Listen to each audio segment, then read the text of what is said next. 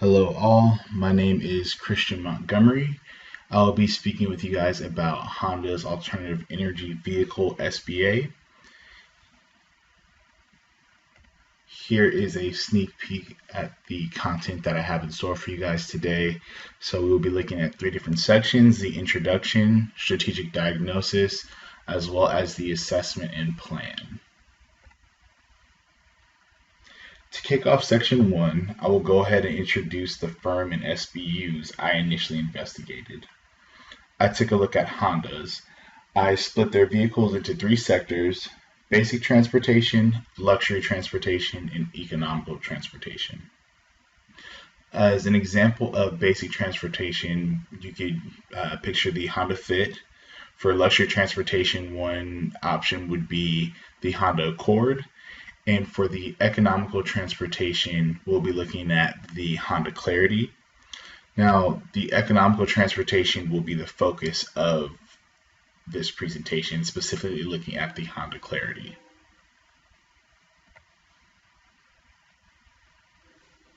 Now, to dig in a little bit deeper, looking at strategic segmentation. Segmentation is an analysis tool that can provide further detail as to who is served, how, and where. This information can be used to then evaluate if a firm produces products that meet the current industry segments. I have segmented the auto industry into 6 different segments. And all those segments include basic transportation, family transportation, alternative energy vehicle transportation, utility transportation, luxury transportation, and high performance transportation. Basic transportation, as I already mentioned, one example would be the Honda Fit. Now, the basic transportation is just that. It fits the basic purpose of being able to move from point A to point B. Now, these cars tend to be affordable and fuel efficient. Again, an example would be the Honda Fit. Now, moving into family vehicles, one example would be the Honda CR-V. Now, a focus for family vehicles will be adequate seating and cargo space for growing and established families. Safety is typically the #1 priority for these vehicles. Looking at the alternative energy vehicle, or most people typically just categorize all vehicles in this area as hybrids, but more technically it's alternative energy vehicle. Now, these are going to be geared towards environmentally conscious individuals or the city commuter that can find themselves often stuck in traffic. This segment is characterized by environmentally friendly and extremely fuel-efficient vehicles. Then we have the utility vehicles. These will be popular with those who enjoy outdoor activities, take on DIY projects, and need a heavy, or maybe just need a heavy-duty vehicle based on their job or career needs. Now, Honda has a luxury version for their cars, but does not truly compete in the luxury and high-performance categories when looking at the overall auto industry. So they don't directly compete in these segments. However, the Honda Ridgeline specifically may actually be able to absorb some of that market share and be able to take just a small portion, as I said.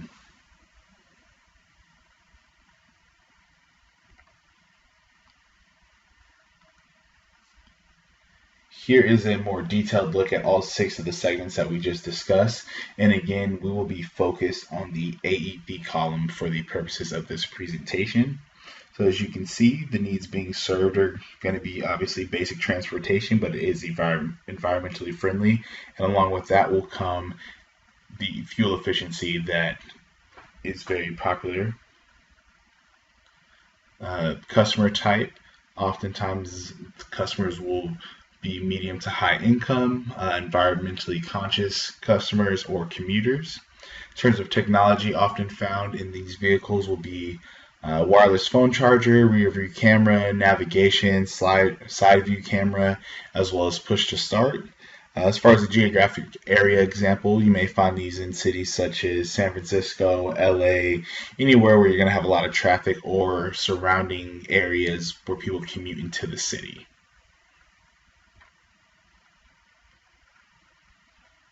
Now, moving on to section 2, I will be evaluating the environmental turbulence of the auto firm Honda. I will utilize the environmental turbulence scale that was created by Igor Anzov to better gauge the auto industry and how Honda operates in it. In doing so, the industry is separated into three main sectors: basic transportation, luxury transportation, and economic transportation, as I've already covered. Vehicles manufactured by Honda that fall into the basic transportation category may include the Honda Fit. Honda's luxury car would be considered the Accord, and the economical vehicle would be the Honda Clarity. Again, because we will be focused more so on the Honda Clarity, I will specifically go through information in regards to that particular vehicle. One of Honda's newest models in the economic category is the Honda Clarity. So this vehicle will be sold internationally. The novelty of change is discontinuous familiar because this sector relies heavily on innovation and pursuing continuous improvement. The rapidity of change is faster than response because the sector of the industry does reward first to the market with the newest environmentally and fuel-efficient cars. The visibility of the Clarity is only partially predictable because research provides R&D departments with a look into the future at what may be possible, but the goal is to challenge the expectation. The frequency in shifts and turbulence is considered low because the competitive nature does not change, just the leading concepts change. So the overall turbulence score for the Honda Clarity is going to be a 3.8.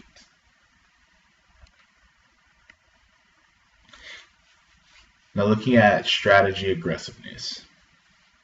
As our society becomes more aware and conscious of our carbon footprints, many automakers have put forth quite the investments into cleaner energy vehicles. Honda has recently announced the inception of their newest vehicle, the Honda Clarity, which is expected to be released in late 2017. Now this vehicle is going to be the first of its kind to hit the market.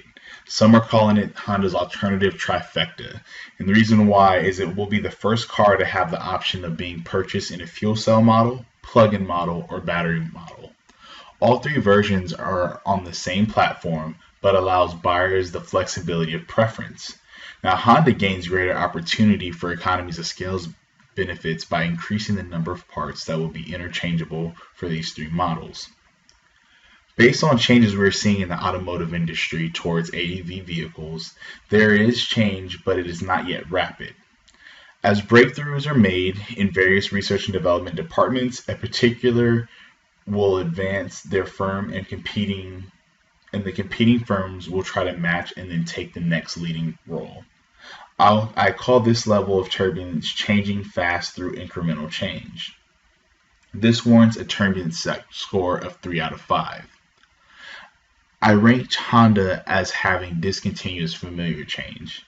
I gave Honda an overall score of 4 out of 5, placing them in entrepreneurial aggressiveness. To be successful, management strategies must equally meet or outweigh the industry environment. Honda has made a name for themselves as one of the most innovative companies in the world. This has been accomplished through management encouraging two key drivers of success: failure is expected and utilization of stretch goals. This is a powerful combination because obviously one without the other would not make sense. If Honda made it clear failure was expected but in association to conservative goals, then their company would never experience the profitable growth that it has seen. Alternatively, it would not be wise for Honda to set strong stretch goals, but then put the pressure on their teams to not meet those goals. So the result of this combination is a truly innovative company. Now, another area of focus is going to be the Honda Silicon Valley Lab. So they have placed a large focus more recently on their human-machine interface, they often refer to as HMI. Through this avenue, Honda looks to optimize convenience and increase the utility of their vehicles. One of the most important aspects is that the Clarity will be offered in 3 environmentally friendly options. Again, the plug-in, battery-powered, and hydrogen-powered. On top of that, Honda has shared that the motor utilized for the Clarity does not require any rare heavy metals. This innovation gives Honda the ability to reduce supplier bargaining power because it reduces the dependence on suppliers of these rare metals that are typically sourced in China. This also reduces the political risk as the majority of rare metals used come from China and the export of these metals are at the mercy of government policy. I believe through the creation of the Clarity, Honda was close to receiving an environment creating rank. Because the general car industry has been looking into fuel cell technology, I did not believe that environment creating was appropriate. Honda just happened to be the first to release the car with these capabilities, not necessarily the founding firm of the concept, which is why their capability responsiveness is going to be environment driven rather than creating.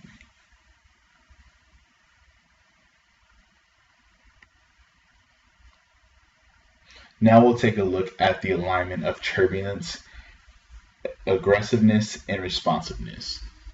In terms of turbulence, I ranked the Honda Clarity at changing fast, incremental change, aggressiveness, entrepreneur, responsiveness, environment driven. Now moving along to section 3, we'll take a look at strategic positioning. At the Honda Silicon Valley lab, the company houses a program that actually invites individuals and companies that are looking to move the needle in the mobility industry. Companies and individuals can apply to be a part of this program, and if their idea is accepted, they gain access to Honda's resources, more capital, and mentors as they move through the process. After prototyping, they can see their innovative ideas come to life as Honda evaluates whether or not they will take on those projects. Also, on their fuel cell journey, Honda formed a partnership with General Motors. Now, this strategic partnership allows them to share the risk and the cost associated with their expensive alternative fuel endeavors. Collectively, they now hold more than 1,200 patents in regards to hydrogen fuel cell development.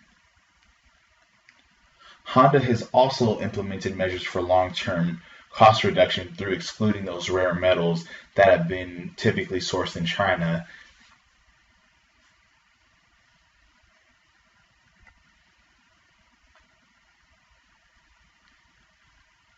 Continuing with strategic positioning, Honda CEO Hachigo announced that by 2030, Honda plans for 2/3 of the cars that they'll produce to be AEV vehicles.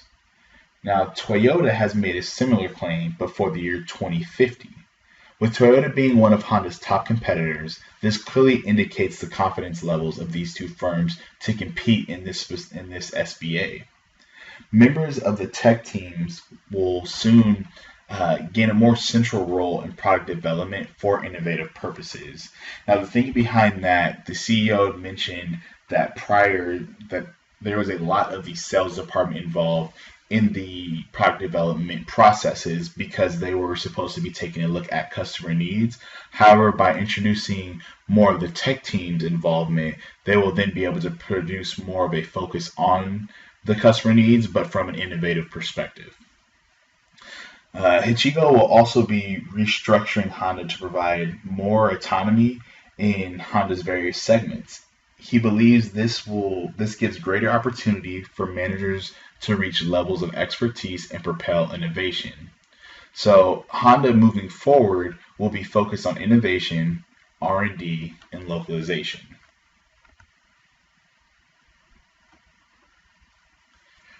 Now to take a closer look at the strategic response system. If I were to head up a new service facility or manufacturing unit in a new country for Honda's expanding alternative energy vehicle SBA, I would specifically implement the strategic issue management system. This system is the most fitting because it allows management to decide the level of issues or threats that we would like to respond to depending on how it is categorized. The most important aspect is that it looks to detect all potential issues and threats, but gives management the autonomy to decide how to proceed if action is needed.